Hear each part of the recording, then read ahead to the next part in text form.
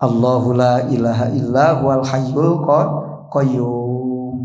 Dat Allah nu wajib disembah jumeneng kalawan datna. Hartina wujudna teu butuh kanu ngawujudkeun jumeneng kalawan datna teh ka. Lain berdiri sendiri tina eueuh jelek ngayakeun sorangan lain kitu akang. Wujudna Allah teu butuh kanu ngawujudkeun. Da Allah mah teu pernah eueuh. Jadi teu butuh kanu ngawujudkeun. Da ajali wujudna Allah mah. Hartina ajali perkara anu ayana teu eueuh heula eta ngaran ajali. Lalu disebut zaman lain zaman ajali mah.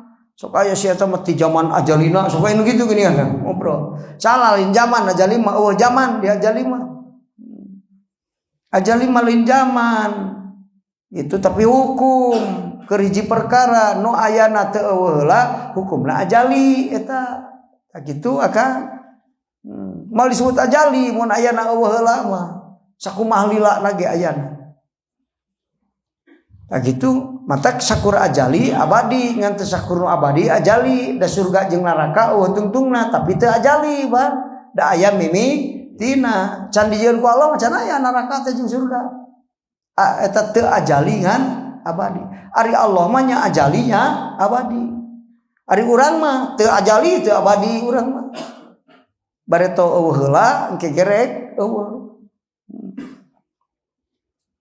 tah kitu Kang.